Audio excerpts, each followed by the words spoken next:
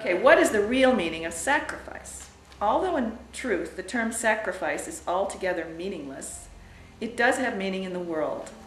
Like all things in the world, its meaning is temporary and will ultimately fade into the nothingness from which it came when there is no more use for it. Now its real meaning is a lesson. Like all lessons, it is an illusion, for in reality there is nothing to learn.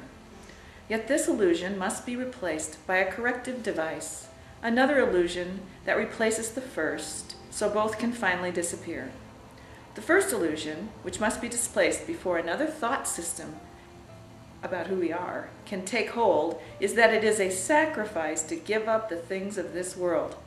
What could this be but an illusion, since this world itself is nothing more than that?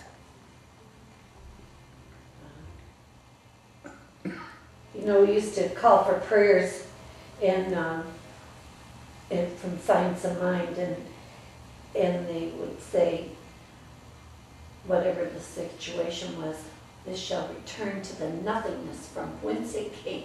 That was speaking about this. Yeah, That's thinking about the illusion.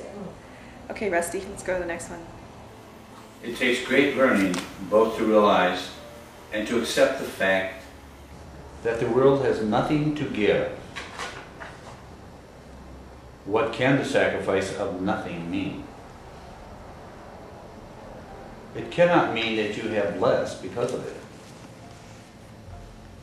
There is no sacrifice in the world's terms that does not involve the body.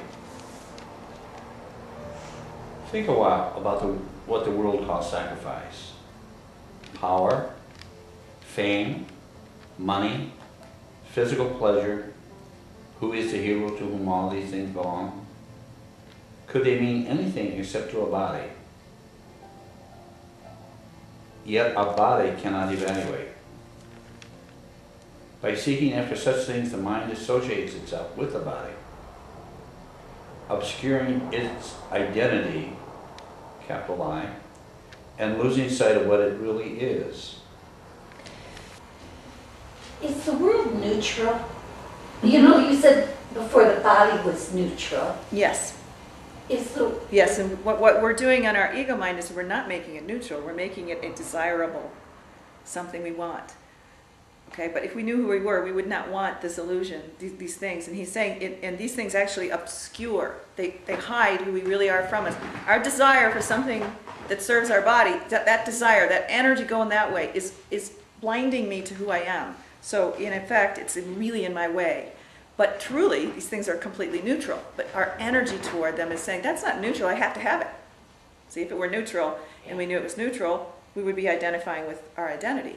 But when we make it something, it's got to be, you know, like this thing has to go this way, or I have to get that job, or I got to live in that place, or I got to get that guy, or, you know, whatever. That's not neutral. Especially when you're talking about getting that guy. That's usually not a neutral thought. And it's obscuring our identity when we put attachments in relationships that way, or attachments to anything, which is an Eastern philosophy and understanding too. Either your attachments are keeping you here. And so he says, if you knew it was an illusion, it'd be easy for you to let this stuff go. But you don't. You don't think it's an illusion, you think you need it. And that's why it's a journey of letting it go. Even though in reality you're letting go of nothing. But what is it? And you're letting go of nothing. And it in effect is hurting you because it's obscuring your real identity to yourself. You're not knowing who you are in your pursuit of idols. So that makes sense, doesn't it? Yeah. So we're trying to get to neutral. We're not in neutral right now. We're in high gear. It's in some direction.